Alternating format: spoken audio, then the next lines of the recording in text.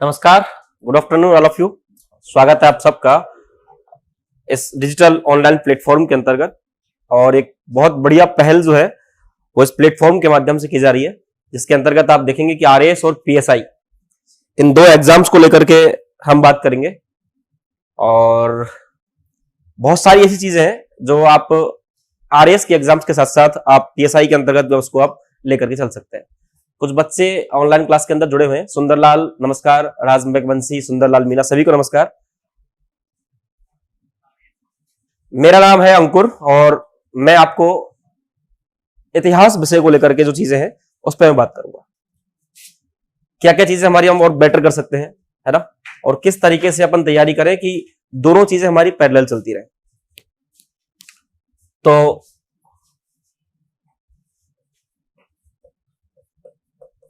ज्यादा चीजों पर बात ना करते हुए अपन सीधे कहां आते हैं, सिलेबस की तरफ आते हैं। जब भी हम लोग हिस्ट्री की बात करते हैं, इतिहास की बात करते हैं, आप चाहे कोई सी भी एग्जाम दें, सबसे बड़ी चीज है, सबसे मस्त चीज है, जब आप कोई भी एग्जाम की तैयारी कर रहे हो तो एग्जाम का सिलेबस आपके दिमाग के अंदर होना चाहिए पूरा का पूरा। चाहे आप पुलिस की तैयारी कर रहे हो, चाहे आप पटवार की कर रहे हो, चाहे आप आरएस की कर रहे हो, चाहे आप यूपीएससी कर रहे हो। क्योंकि सबसे बेटर चीज क्या है, अगर कहा जाता है कि जब आप युद्ध भूमि के अंदर जाते हैं तो सबसे मोस्ट चीज क्या होती है, आपके पास में हथियार अच्छे होने चाहिए। और हथियार आपके पास कब अच्छे होंगे और सेना आपकी कब अच्छी होगी, जब आपको पता होगा कि शत्रु सेना के पास में क्या क्या चीजें मौजूद है। तो जब भी आप किसी भी एग्जाम की तैयारी करें, उसका सिलेबस जो है वो आपके दिमाग के अंदर पूरा का पूरा सेट होना चाहिए। वो सबसे बेटर चीज होती है किसी भी एग्जाम को क्रैक करने के लिए। मीना कुमारी नमस्कार, आरकेएस नमस्कार, स्वागत है आपका। तो एक बेसिक सी क्लास आज हम लेकर के आए, जिसके अंतर्गत हम केवल बेसिक बात करेंगे, ठीक है ना। किसी भी सब्जेक्ट को पढ़ने के लिए और समझने के लिए पहले उसको जानना बहुत ज्यादा जरूरी होता है। इतिहास को से कौन कौन सवाल हमारे कैसे कैसे बनेंगे, क्या हमारा टॉपिक रहेगा, क्या हमारा सिलेबस रहेगा, सब पर अपन बात करेंगे।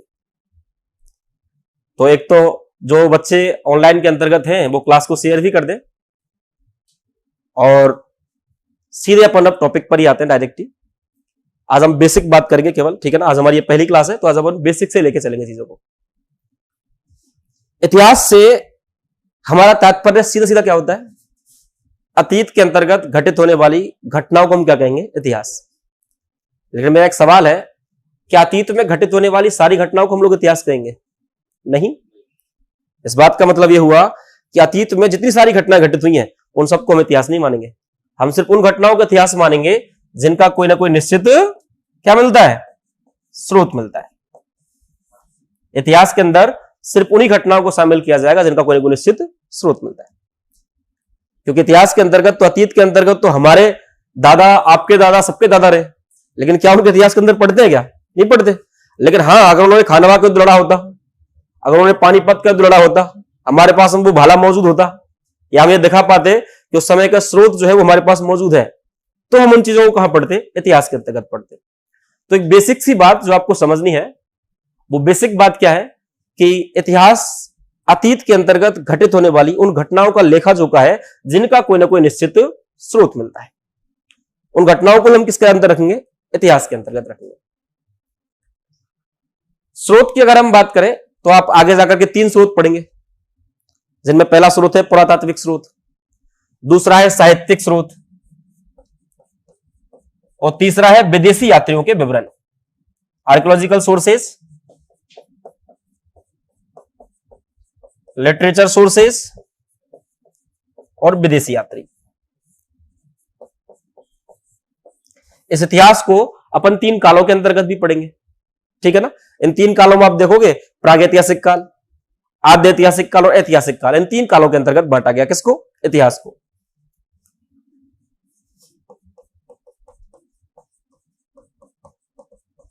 प्रागैतिहासिक, pre historic period, proto historic period और हिस्टोरिक पीरियड। ये सारी चीजें आप कहां पढ़ोगे, इतिहास के अंतर्गत पढ़ोगे। जब भी आप कोई भी एग्जाम देंगे तो आप ये देखोगे कि 3 सेगमेंट के अंतर्गत बांटा गया इतिहास को। एक में तो आप पढ़ोगे प्राचीन भारत का इतिहास पूरा का पूरा, ठीक है ना। क्या पढ़ोगे आप, प्राचीन भारत का इतिहास। एक में आप पढ़ोगे मध्यकालीन भारत का इतिहास और एक में आप पढ़ोगे आधुनिक भारत का इतिहास। जैसे इन तीनों इतिहासों के अंतर्गत सबसे पुराना जो हमारा सबसे बड़ा जो सिलेबस है वो किसका है?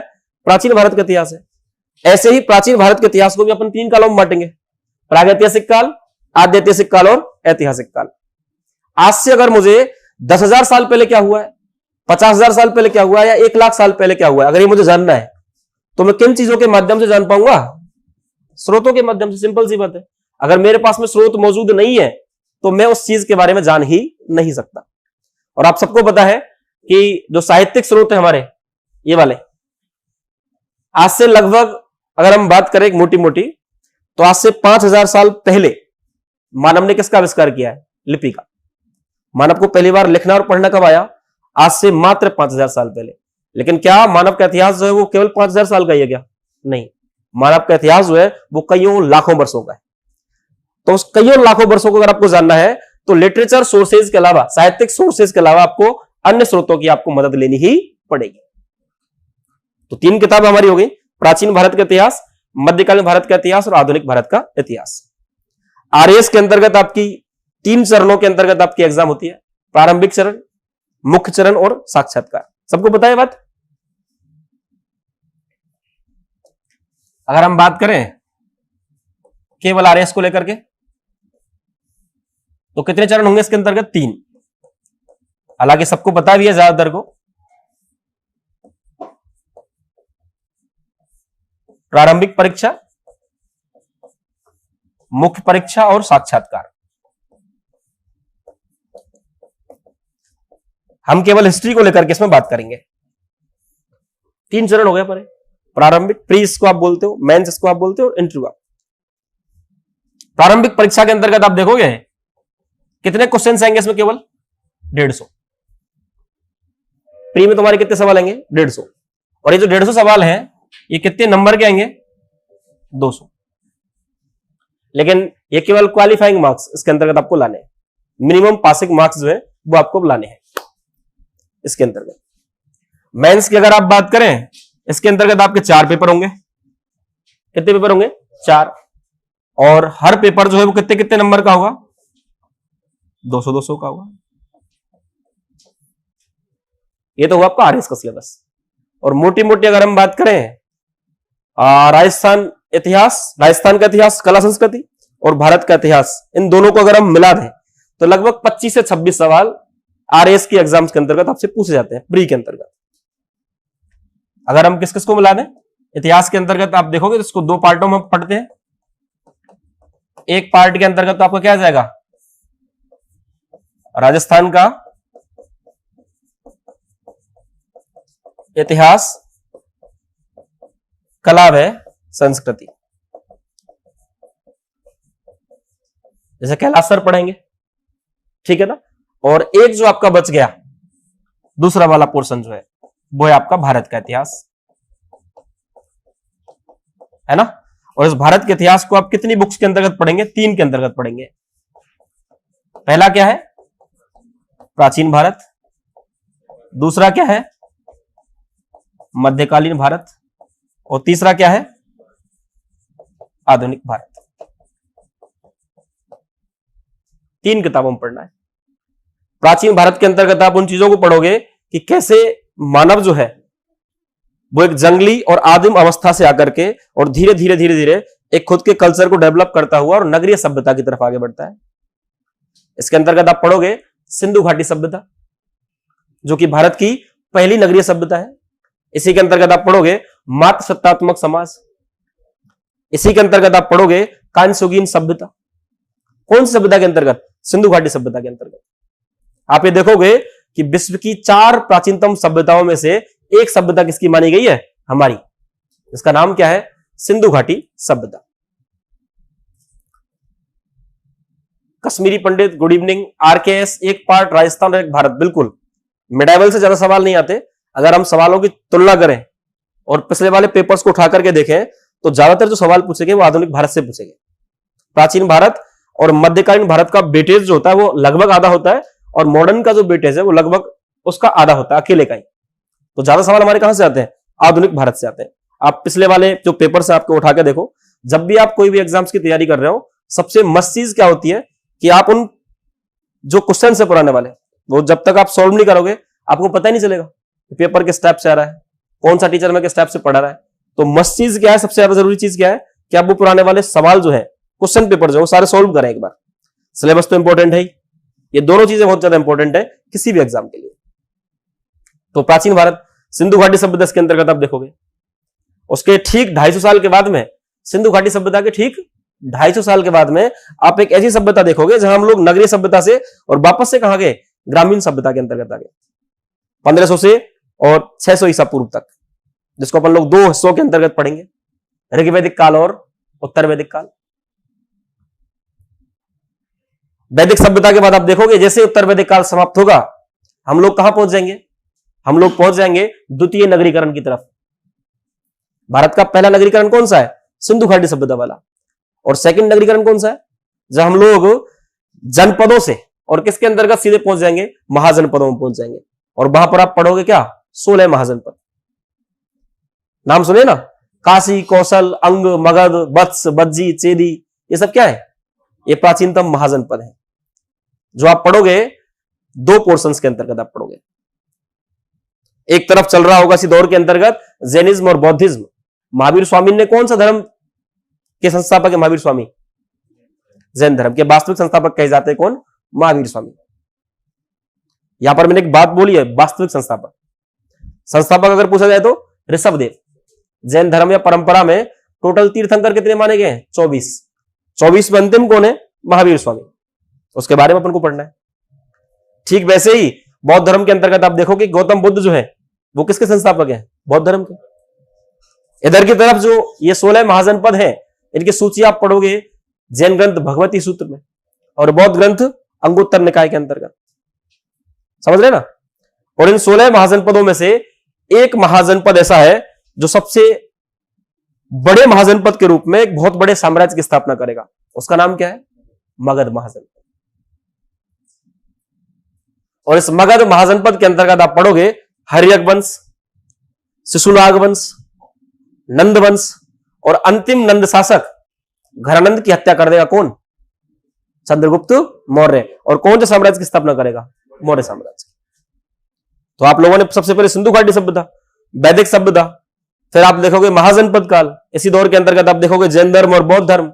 इसके बाद आप देखोगे सीधा मगध साम्राज्य, और मगध साम्राज्य के अंतर्गत आप कहां तक चल करके आओगे, मौर्य साम्राज्य तक चल के आओगे।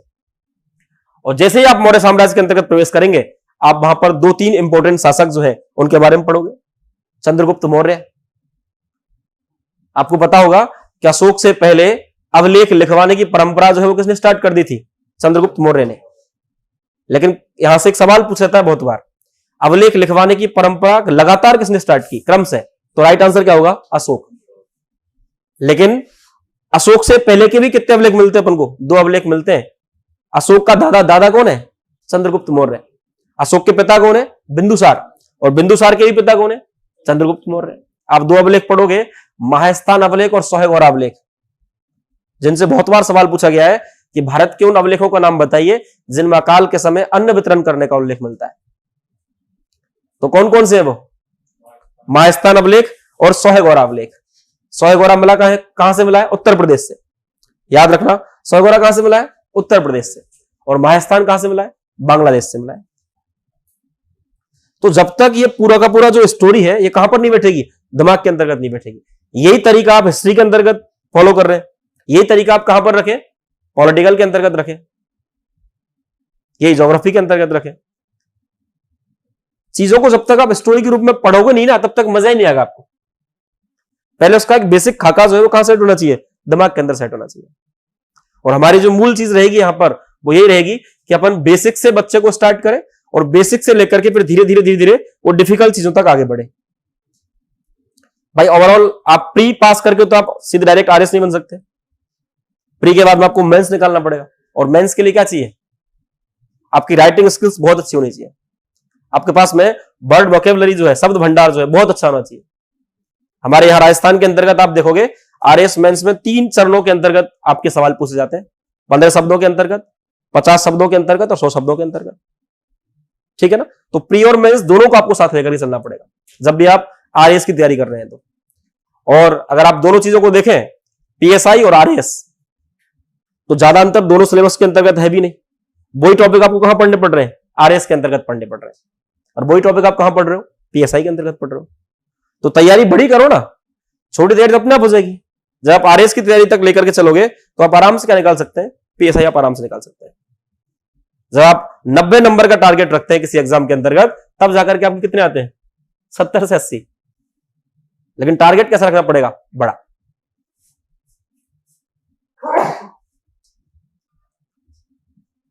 मेरी बात समझे कि नहीं समझे? वापस से अगर हम वहीं आए तो अपन ने अभी देखा कि प्राचीन भारत के इतिहास को जब हम पढ़ेंगे तो प्राचीन भारत के इतिहास के अंतर्गत हम कितने कालों में बांटेंगे इतिहास को? 3 कालों में, प्राग ऐतिहासिक, आद्य ऐतिहासिक और ऐतिहासिक। और मैंने आपसे क्या कहा? इतिहास को जानने के लिए हमें किस चीज की आवश्यकता है? स्रोतों की। स्रोत भी कितने हमारे? 3, पुरातात्विक, साहित्यिक और विदेशी यात्री। इसी के अंतर्गत आप पढ़ोगे। एक सिंपल सी बात याद रखना, अगर आपसे कोई सवाल पूछे भैया कि प्रागैतिहासिक क्या है, आद्य ऐतिहासिक क्या और ऐतिहासिक क्या, तो एक साधारण सी बात याद रखना बस, ऐसा काल जब मानव ने लेखन कला का या लिपि का आविष्कार नहीं किया था। कौन सा काल कहलाएगा? हमारे पास क्या मौजूद नहीं है? लिपि मौजूद ही नहीं है हमारे पास में। लेकिन अगर लिपि मौजूद नहीं है और मुझे उस काल को जानना है तो मुझे कुछ चीजों की आवश्यकता पड़ेगी। जैसे आज से 10,000 साल पहले जो मानव है वो किस तरीके की गुफाओं के अंतर्गत रहता होगा, क्या वो खाता होगा, क्या वो पीता होगा, किन बर्तनों के अंदर उसने खाना खाया, किन पत्थर के औजारों का उसने प्रयोग किया, वो सारी चीजें कहां पर पड़ी हुई है? जमीन के नीचे पड़ी हुई है। और हमने पुरातात्विक स्रोतों के माध्यम से, किसके माध्यम से? पुरातात्विक स्रोत का बेसिक मतलब क्या होता है? जमीन से या भूगर्भ से खोद करके निकाली गई वो सारी चीजें या वो सारे भौतिक अवशेष जो प्राचीनतम मानव के बारे में जानकारी देते हैं, क्या कहलाएंगे? पुरातात्विक। कैसे? वार्तालाप जो है बिल्कुल करते थे। शुरुआती दौर के अंतर्गत तो आप देखोगे कि मानव जो है वो केवल किस में बात करता था? संकेतों में। मानव की पहले कोई भाषा या ये सब नहीं था। इसको डेवलप होने में बहुत लंबा टाइम लगा है। ह्यूमन बॉडी जो है वो चीजों को आगे करने में बहुत एक लंबा टाइम लेती है।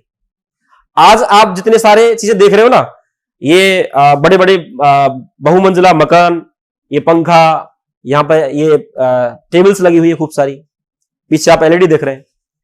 दुनिया की हर एक चीज को बनाने के लिए एक लंबा अरसा लगा है। आप जिस जिन चीजों का आज प्रयोग कर रहे हैं उन चीजों को बनाने में एक लंबा टाइम लगा है। यहां तक कि आप जिन जिन फलों को और सब्जियों को आप घर के अंदर खाते हैं, आप ये सोचोगे कि उन फलों और सब्जियों को अलग करने में कि कौन सी सब्जी जहरीली नहीं है और कौन सी सब्जी जहरीली है, जाने कितने लोगों ने अपनी जानें दी होंगी? आया ना? जाने कितने लोग मर गए होंगे उन मेडिसिन को आप लोगों तक पहुंचाने के लिए। तो एक लंबा समय लगता है, बहुत लंबा। तो पुरातात्विक स्रोतों के अंतर्गत आप पढ़ोगे सिक्के, अभिलेख, स्मारक, मिट्टी के बर्तन, पत्थर के औजार, यानी कि वो सारी चीजें, वो सारे भौतिक अवशेष जो प्राचीनतम मानव के बारे में जानकारी देते हैं, किसके अंतर्गत आएंगे? पुरातात्विक के अंतर्गत आएंगे। अब एक सवाल मेरा आपसे यहां पर है, एक सवाल बहुत बार एग्जाम्स के अंतर्गत पूछा भी गया है कि प्रागैतिहासिक काल की जानकारी देने वाला कौन सा स्रोत हमारे लिए महत्वपूर्ण है? ऑप्शन ए है पुरातात्विक, ऑप्शन बी है साहित्यिक और ऑप्शन सी है विदेशी यात्रियों के विवरण। बताओ राइट आंसर क्या होना चाहिए? सिंपल सी बात है, क्योंकि मैंने आपसे पहली बार क्या कहा कि आज से 5,000 साल पहले ही हम लोगों ने किसका आविष्कार किया है? लिपि का। 5,000 साल पहले तो मानव को लिखना पढ़ना आता ही नहीं था। सिर्फ कितने साल पहले आया है? 5,000 साल पहले आया। तो इस बात का सीधा मतलब क्या हुआ कि साहित्यिक स्रोत तो मौजूद है ही नहीं और विदेशी यात्री उस समय तक आए ही नहीं थे, कहीं उल्लेख ही नहीं मिलता। तो राइट आंसर क्या होगा इसका? पुरातात्विक, आर्कियोलॉजिकल सोर्सेस। दूसरा जो है वो कौन सा काल हमारा? आद्य ऐतिहासिक काल, प्रोटो हिस्टोरिक पीरियड। इस काल की सिर्फ एक ही बात याद रखना, इस काल के अंतर्गत मानव ने किसका प्रयोग कर लिया है? लिपि का। उस मानव ने तो कर लिया है, लेकिन हम जो है वो उस लिपि को आज तक पढ़ नहीं पाए। तो ऐसा काल जिस काल के अंतर्गत मानव ने लेखन कला या लिपि का आविष्कार तो कर लिया है, लेकिन उस लिपि को हम लोग आज तक पढ़ नहीं पाए हैं, कौन सा काल कहलाएगा? आद्य ऐतिहासिक काल। और इस आद्य ऐतिहासिक काल की जानकारी के और आप स्रोतों की बात करें तो स्रोतों के अंतर्गत आप देखोगे पुरातात्विक और साहित्यिक दोनों आ रहे हैं, लेकिन साहित्यिक को हम लोग पढ़ ही नहीं पा रहे। तो मूल चीज क्या है इसके अंतर्गत? पुरातात्विक। तीसरा काल कौन सा है? ऐतिहासिक काल। इस काल के अंतर्गत आप देखोगे कि मानव ने किसका आविष्कार कर लिया है और लिपि को हम लोग आज तक पढ़ भी पाए हैं। कौन सा काल कहलाएगा? ऐतिहासिक काल कहलाएगा। साधारण सी बात है। तो तीनों चीजों को आप समझ गए होंगे। प्रागैतिहासिक काल के अंतर्गत मानव को लिखना पढ़ना आता ही नहीं था, तो हमारे पास मौजूद नहीं चीजें। आद्यैतिहासिक काल के अंतर्गत मानव को लिखना पढ़ना आता है और लिखना पढ़ना आता है, लेकिन हम उस लिपि को आज तक पढ़ नहीं पाए। आगे जाकर के मैं आपको पढ़ाऊंगा क्यों नहीं पढ़ पाए, क्योंकि उस समय की जो लिपि है वो कैसी है? भाव चित्रात्मक है, लेख के रूप में नहीं है, वो चित्रों के रूप में है। चित्रों के माध्यम से क्या प्रकट की गई है? भावनाएं, फीलिंग्स। एक सिंपल सी बात समझो, अगर मैं तुमको यहां पर एक सिंबल बना दिया, ये लो, अब मैं तुमसे अगर ये बता के चलूं तुम लोगों को कि भाई सिंबल का मतलब ये है कि अपन लोग जो है वो इस संडे को कहीं घूमने चलेंगे बाहर, लेकिन जब हम सब लोग मर जाएंगे, खत्म हो जाएंगे, तो क्या हमारी आने वाली पीढ़ियां जो हमारे बाद में आएंगी उनको अगर ये सिंबल मिले तो वे बता पाएंगी कि सिंबल का मतलब है कि भाई ये लोग कहीं घूमने जा रहे होंगे? हाँ या ना? ठीक वही चीज कहां पर है? सिंधु घाटी सभ्यता के अंतर्गत है। लिपि जो है पूरी की पूरी, वो लिपि कैसी है? भाव चित्रात्मक है। आगे जाकर के आप इसके बहुत सारे नाम पढ़ेंगे। पिक्टोग्राफिक, गौमूत्राकार लिपि, सर्पाकार लिपि, बोस्टोफेदनिक लिपि। हाँ या ना? तो इस लिपि को हम लोग आज तक पढ़ नहीं पाए। जिस दिन इसको पढ़ लिया जाएगा, बहुत सारे लोगों ने दावा भी किया है कि हमने इस लिपि को पढ़ लिया है, लेकिन उनका दावा जो है वो अभी तक निराधार साबित हुआ है। तो इस आद्यैतिहासिक काल को की लिपि को जिस दिन हम पढ़ लेंगे, उस दिन ये काल भी कौन से काल के अंतर्गत आ जाएगा? ऐतिहासिक काल के अंतर्गत आ जाएगा। सिंपल सी बात समझ में आई? ठीक है। दूसरी तरफ आप देखोगे कि जहां पुरातात्विक स्रोत के अंतर्गत आप पढ़ोगे सिक्के, अभिलेख, स्मारक, मृदभांड, ये सारी चीजें।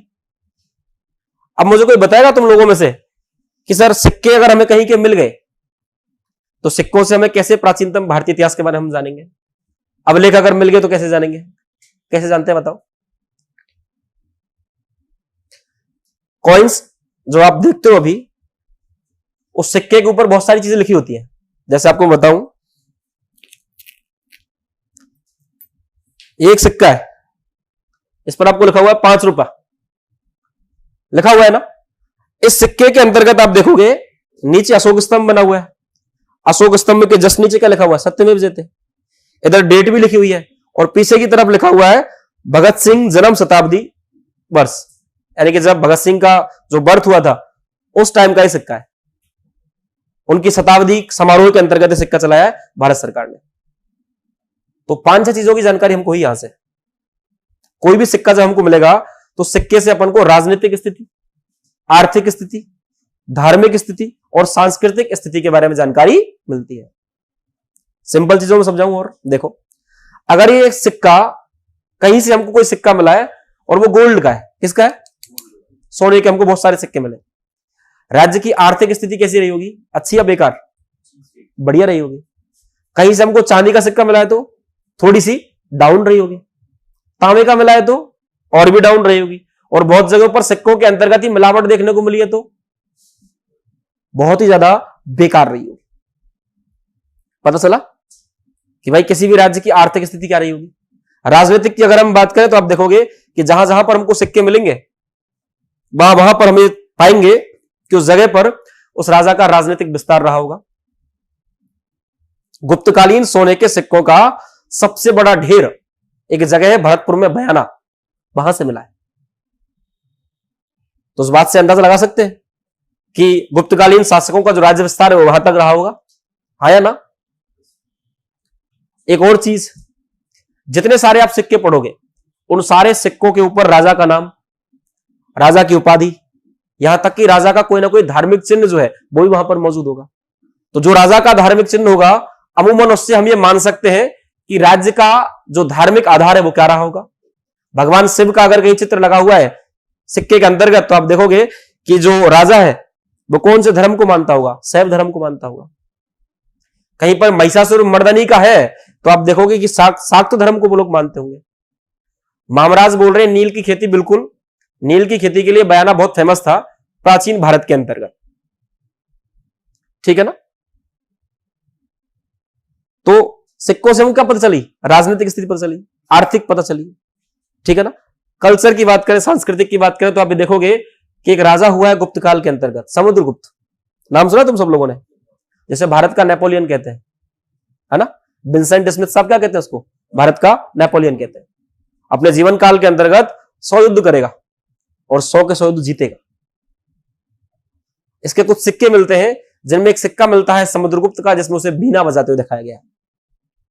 आपसे एक साधारण सवाल करेगा एग्जामिनर कि निम्न में से किन शासकों के सिक्कों पर उसे बीना बजाते हुए दिखाया गया है। राइट आंसर क्या होगा, समुद्रगुप्त। एक सवाल आपसे पूछा जाएगा, एक कुछ सिक्के हैं समुद्रगुप्त के जिनमें एक घोड़ा जो है, घोड़े का चित्र बना हुआ है और एक तरफ यूप जो है, यूप बोलते हैं यज्ञ को, ठीक है ना, उसका चित्र लिखा हुआ मिलता है। तो आपसे एक सवाल पूछा जाएगा कि अश्वमेघ आकृति युक्त सिक्के जो है वो किस शासक ने चलाए, समुद्रगुप्त ने चलाए। एक सिक्का है समुद्रगुप्त का जिस पर वो एक बाघ का शिकार कर रहा है, किसका कर रहा है, एक तरफ हाथ में धनुष बाण है और दूसरी तरफ कौन खड़ा हुआ है, बाघ खड़ा हुआ है। उन सिक्कों को बोलते हैं व्याघ्रहंता प्रकार के सिक्के। इससे पहले एक राजा और होगा जो गुप्त राज साम्राज्य का, जिसको वास्तविक संस्थापक अपन कहते हैं, चंद्रगुप्त फर्स्ट। और एक बात याद रखना, भारतीय इतिहास के अंतर्गत एकमात्र ऐसा राजा है चंद्रगुप्त फर्स्ट जो अपने साथ साथ, इनकी रानी है कुमार देवी, क्या नाम है, तो भारतीय इतिहास का एकमात्र ऐसा शासक है चंद्रगुप्त फर्स्ट जो अपने साथ साथ अपनी रानी कुमार देवी का चित्र वाला सिक्का भी चलाता है। और यही एक कारण है, वहां से एक सीधा सा सवाल आपसे पूछा जाता है कि राजा रानी की आकृति युक्त सिक्के किस शासक ने चलाए, चंद्रगुप्त फर्स्ट ने। तो कितनी सारी चीजों के बारे में आपको जानकारी मिली, किनसे, सिक्कों से। मिली कि नहीं मिली?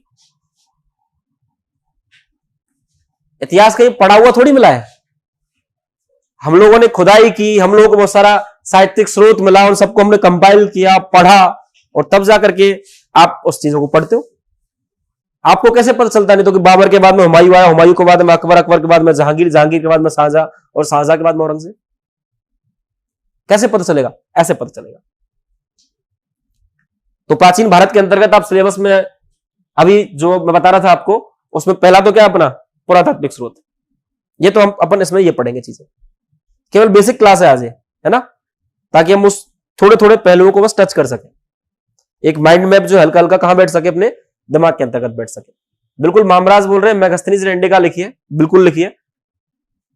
सेल्यूकस निकेटर आक्रमण करेगा चंद्रगुप्त मौर्य के समय में, ठीक है ना, और उसी के दरबार के अंतर्गत एक यात्री आएगा मेगास्थनीज, जो राजदूत किसका है, सेल्यूकस निकेटर का, जो यहां हमारे यहां पर आ गया रह करके एक किताब लिखेगा, कौन सी, इंडिका। तो ये तो है तुम्हारे कौन से स्रोत, पुरातात्विक, जिसमें आप सिक्के पढ़ोगे। एक चीज आप पढ़ोगे, अवलेख। क्या पढ़ोगे? बहुत बार तुम लोगों ने शब्द सुना होगा ना अवलेख का, जिसमें आप कुछ शब्द में आपको लिखता हूं। आप लोगों ने सुना होगा ताम्रलेख, आप लोगों ने सुना होगा स्तंभ लेख, आप लोगों ने सुना होगा गुहालेख, आप लोगों ने सुना होगा प्रस्तर लेख, सुने ना। तो एक सिंपल सी बात याद रखना, आज के बाद में कभी कोई अवलेख के बारे में पूछे तो एक साधारण सी बात याद रखना, किसी भी ठोस सतह पर लिखा हुआ कोई भी लेख क्या कहलाएगा? मैंने क्या कहा? किसी भी ठोस सतह पर लिखा हुआ कोई भी लेख क्या कहलाएगा? अगर ये ठोस सतह कोई तांबे की पट्टी तो क्या कहलाएगा? ताम्रलेख। अगर ये ठोस सतह कोई स्तंभ पर लिखा हुआ तो क्या कहलाएगा? अगर ये ठोस सतह किसी गुफा पर लिखा हुआ है तो गुहालेख, और किसी ठोस सतह पत्थर पर लिखा हुआ तो क्या कहलाएगा? प्रस्तर लेख। आगे जाकर के तुम पढ़ोगे, चंद्रगुप्त मौर्य से बाद में जब अशोक गद्दी पर बैठेगा तो अशोक के बारे में आप सबको मालूम है, कलिंग पर आक्रमण करता है। कलिंग कहां पड़ता है? उड़ीसा में। प्रस्तर लेख का मतलब होता है पत्थर पर लिखा हुआ लेख, ठीक है ना। कलिंग पर आक्रमण करता है कौन? अशोक। कलिंग कहां पड़ता है? उड़ीसा में। सफेद हाथियों के लिए बहुत ज्यादा प्रसिद्ध था। और जैसे ही वो नरसंहार करता है, लाखों लोग मारे जाते हैं, उस नरसंहार के बाद में एकदम से परिवर्तित हो जाता है कौन? अशोक। और अपना पूरा जीवन जो है वो बजाय इस रणभेरी के ढंबभेरी की तरफ चला जाता है। अब वो हिंसा के स्थान पर अहिंसक हो जाता है पूरी तरीके से। इसके अंतर्गत भी आप एक चीज पढ़ेंगे, जितने सारे बौद्ध लिटरेचर है, अशोक बौद्ध धर्म को मानता है आगे जाकर के, लेकिन जब आप बौद्ध धर्म पढ़ोगे तो बौद्ध साहित्य के अंतर्गत ही अशोक को कहा गया है चंडाशोक, कामाशोक, पापाशोक और कालाशोक। एक ऐसा आदमी जिसको ब्लड देखने में बहुत मजा आता था। अब एक सवाल यहां पर हमारे जहन के अंतर्गत आना चाहिए ना कि वो तो बौद्ध धर्म अपनाता है, फिर बौद्ध लिटरेचर के अंतर्गत उसके बारे में गलत क्यों लिखा हुआ है? वो इसलिए लिखा हुआ है, वो गलत नहीं लिखा हुआ, वो इसलिए लिखा हुआ है कि देखो एक ऐसा आदमी जो इतना हिंसक था, जिसको ब्लड देखने में मजा आता था, 100 भाइयों की हत्या करके जो आदमी राजा बना, जैसे उसने बौद्ध धर्म अपनाया, उस व्यक्ति ने क्या किया? पूरी तरीके से हिंसा छोड़ दी। इस बात का मतलब क्या हुआ? पावर किसके अंतर्गत ज्यादा है? बौद्ध धर्म के अंतर्गत ज्यादा है। अपने बहुत सारे फॉलोअर्स को बढ़ाने का एक तरीका भी होता है। तो बौद्ध साहित्य के अंतर्गत उसकी खूब सारी आलोचना मिलती है। हालांकि ऐसा नहीं है कि उसने अपने 100 भाइयों की हत्या कर दी, उसने सिर्फ उन भाइयों की हत्या की जो उसकी राजगद्दी में उसके आड़े आ रहे थे, जो उसको दिक्कत क्रिएट कर रहे थे। समझे ना बात? तो अशोक जो है वो यहां से फिर अभिलेख लिखवाने की परंपरा स्टार्ट करेगा। इसी के अंतर्गत आप पढ़ोगे आगे जाकर के कि अशोक को एक सवाल यहां से पूछा जाता है, अशोक को अभिलेख लिखवाने की प्रेरणा किससे मिली? दारा से। दारा कौन है? दारा है ईरान का शासक। कहां का है? अब मैं एक बहुत सिंपल सवाल पूछूंगा तुम लोगों से, बहुत साधारण। चलो बताओ मुझे, भारत में पहला विदेशी आक्रमण किसका हुआ? मैंने सवाल पूछा यहां पर, भारत में पहला विदेशी आक्रमण। ऑप्शन दू? ईरानी, यूनानी, अरब और तुर्क। बताओ, मैंने यह सवाल क्या पूछा तुम लोगों से? भारत में पहला विदेशी आक्रमण किसका हुआ? कितने लोगों का आंसर इसमें ईरानी है? बताओ। एक का ही है बस। कितने लोगों का यूनानी है इसके अंतर्गत आंसर? एक का भी नहीं है। क्यों? कुछ तो आंसर होना चाहिए। कितनों का इसके अंतर्गत आंसर अरबी और तुर्क है? एक बात याद रखना बेटा,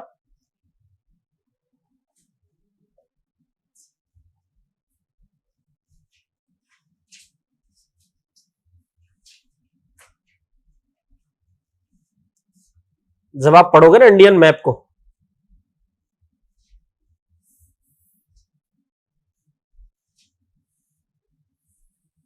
तो आप ये पाओगे कि भारत जो है वो 3 तरफ से किससे घिरा हुआ है? पानी से। इधर की तरफ क्या है? अरब सागर। इधर क्या है? बंगाल की खाड़ी। और इधर क्या है? हिंद महासागर। इधर की तरफ क्या है? हिमालयन पर्वतमाला।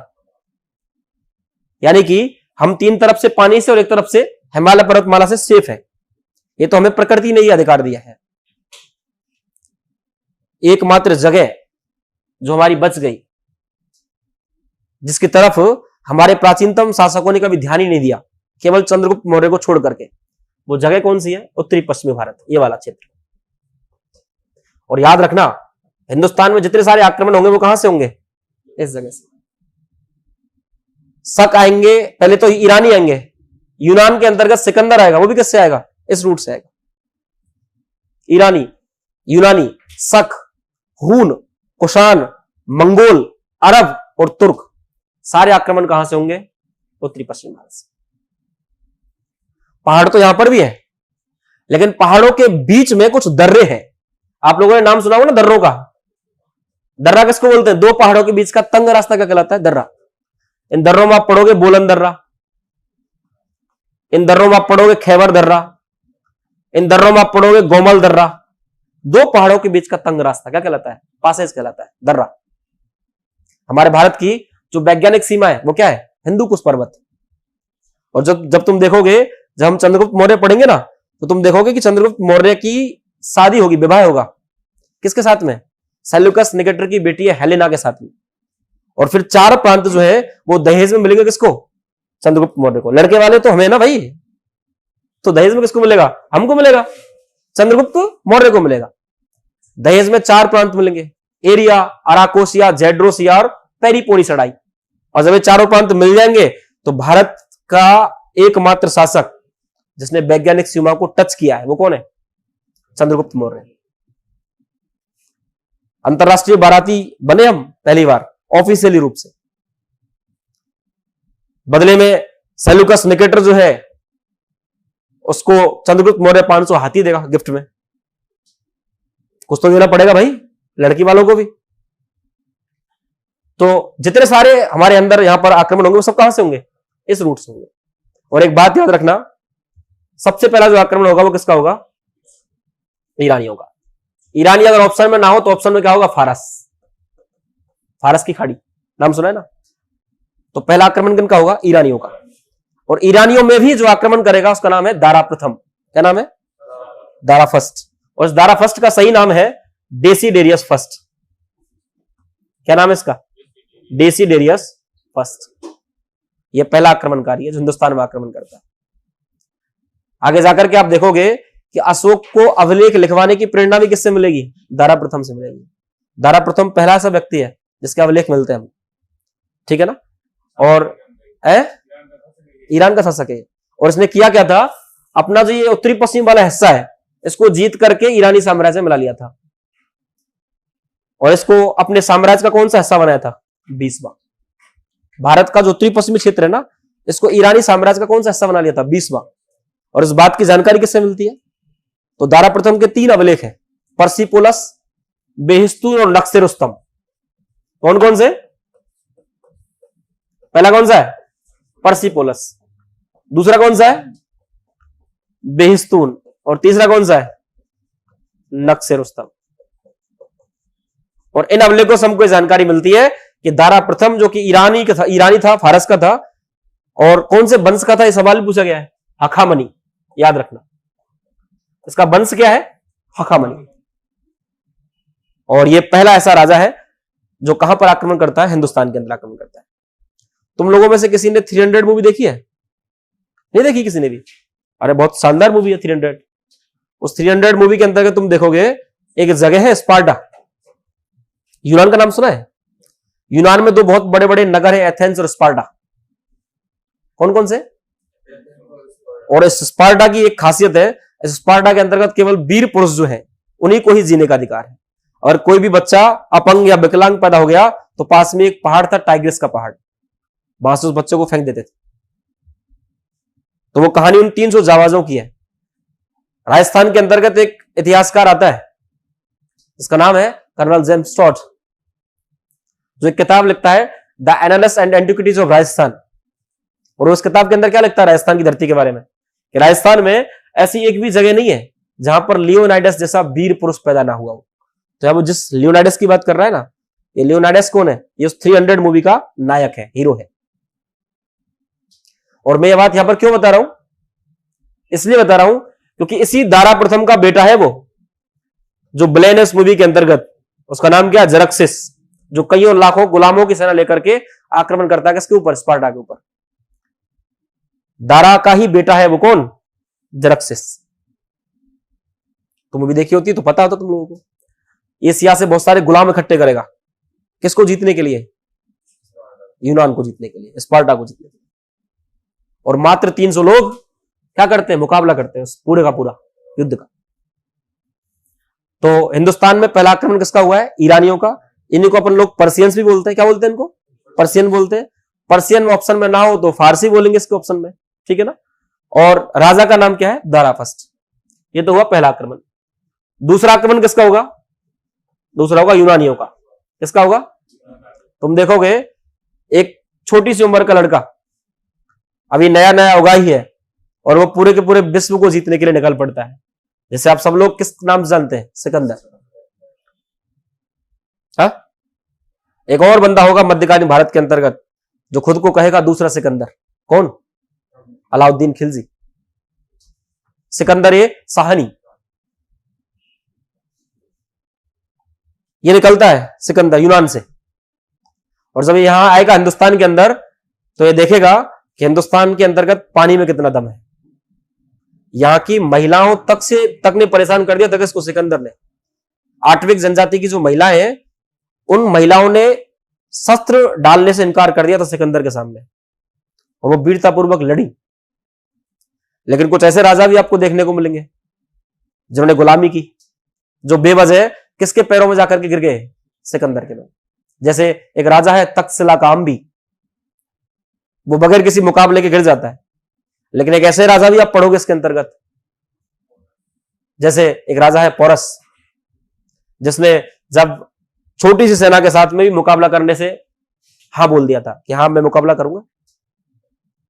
एक ऐसा राजा भी है पोरस, जिसने सिकंदर को यह तक कह दिया, जब वो हार जाता है युद्ध के अंदर, उसको जब बंदी बना के पेश करते हैं, तो क्या कहता है सिकंदर के सामने कि मेरे साथ वही किया जाए जो एक हारा हुआ राजा एक जीते हुए राजा के साथ में करता है। कि जीवन दान देने की आवश्यकता नहीं है भाई, इतना बड़ा एहसान मेरे ऊपर करने की आवश्यकता नहीं है। जीता हुआ राजा क्या करता है हारे हुए राजा के साथ में, उसका सर धड़ से अलग कर देता है। तो मेरा भी क्या कर, सर धड़ से अलग कर दे, मुझे जीवन दान देने की आवश्यकता नहीं है। और इस बात से बहुत ज्यादा खुश होता है कौन, सिकंदर। जब सिकंदर का दूत आकर के मिलता है ना पोरस से कि राजाओं के राजा पोरस ने आपको याद किया है, और आप सिकंदर ने याद किया, और आप केवल और केवल क्या करें, उनकी अधीनता स्वीकार कर लें। ये अधीनता शब्द ही हम लोगों को कभी रास नहीं आया। तो हमारे यहां के लोगों ने, हमारे ही लोगों ने हमको हराया। आप दुनिया भर का कोई सा भी युद्ध देख लो उठा करके, जब तुर्की और अरबी हिंदुस्तान के अंदर आक्रमण करेंगे और उसके बाद जितने सारे अटैक होंगे हिंदुस्तान में, उन सारे अटैक्स के अंतर्गत जीतने का मूल कारण क्या है, विभीषण। हर घर में विभीषण होता है ना एक। रावण के बारे में किसने बताया कि बाण इधर उधर मत मारो, टारगेट पे मारो। टारगेट का है नाभि। जयचंद का नाम जो आप लेते हैं, पृथ्वीराज चौहान, मोहम्मद गौरी, 1191 में तराइन का पहला युद्ध और 1152 में तराइन का दूसरा युद्ध, जयचंद गहड़बाल, ये सब किसके अंतर्गत आप पढ़ोगे, उसके अंतर्गत आप पढ़ोगे। तो पहला आक्रमण किसका होगा, ईरानियों का, दूसरा किसका होगा, यूनानियों का, और यूनानियों में कौन, सिकंदर।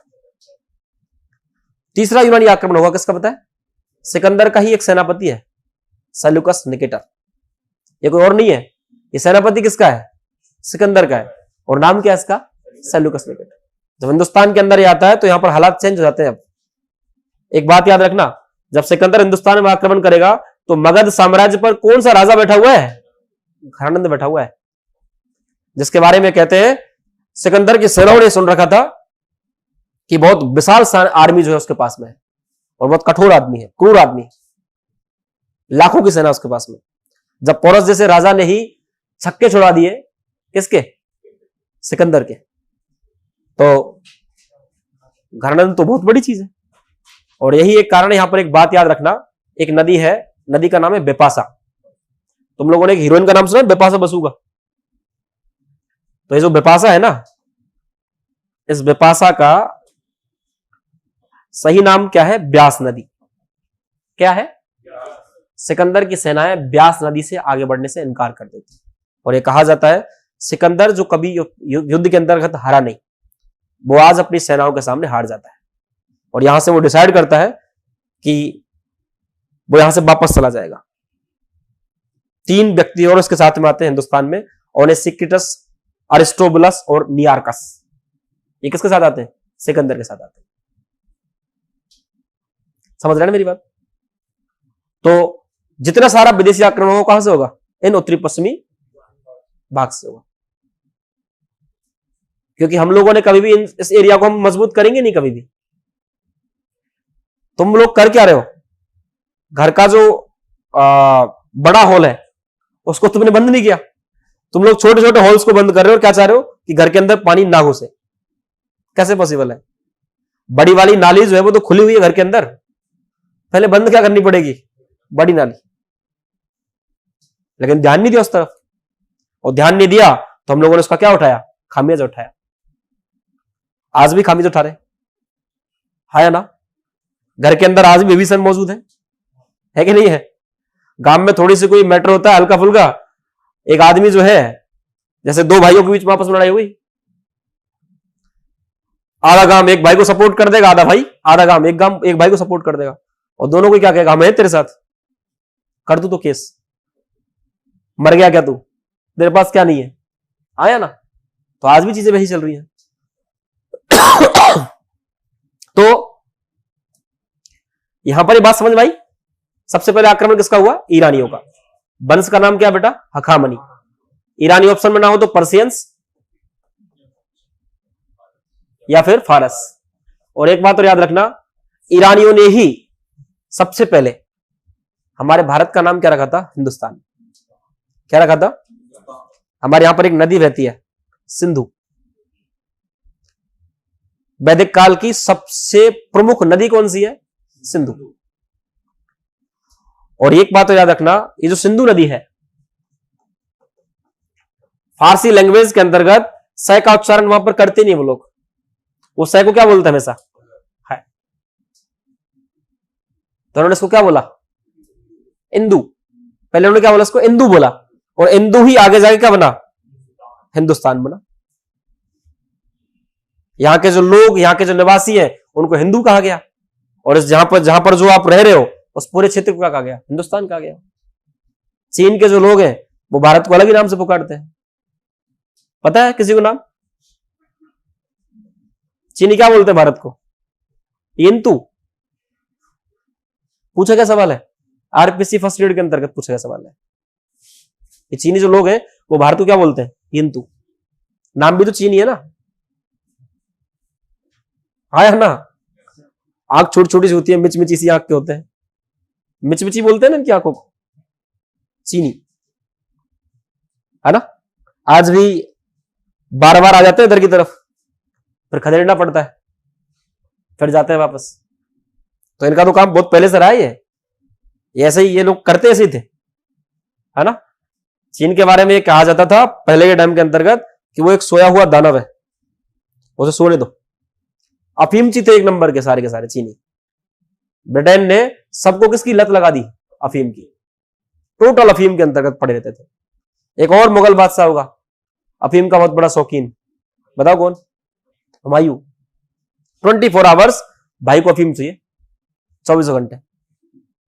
हुमायूं के बारे में तो कहते हैं कि जीवन भर लड़खड़ाता रहा, और लड़खड़ाते लड़खड़ाते इसकी क्या हो गई, मृत्यु हो गई। स्टैंडे लैलपुल ने कहा है कि हुमायूं एक ऐसा, इसका नाम तो होता है भाग्यवान, लेकिन वो दुर्भाग्यशाली आदमी था।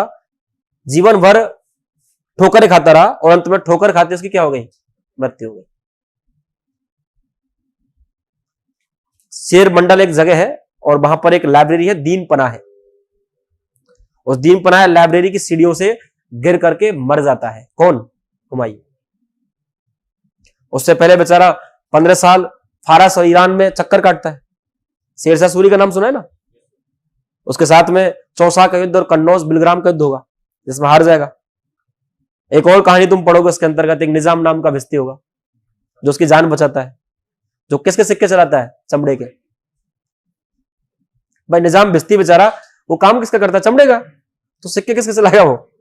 आदमी की सोच क्या होती है, जो वो कर रहा होता है, जो वो खा रहा होता है, जो वो पी रहा होता है, जहां जिस माहौल के अंदर वो रह रहा होता है। आप भी जिस माहौल के अंतर्गत रहोगे, जैसे आप लोगों का फ्रेंड सर्किल रहेगा, आपके विचार भी ऐसे हो जाएंगे, हाँ या ना। तुम रह करके देख लो अपने, एक बार कुछ फ्रेंड्स सर्किल चेंज करके देखो, एक बार कुछ आवारा लोगों के साथ रहो, तुम वो हरकतें करने लग जाओगे सारी की सारी जो वो करते हैं। तो माहौल का बहुत ज्यादा क्या पड़ता है, फर्क पड़ता है, ठीक है ना। तो ये चीजें आपको याद हुई। इसके अलावा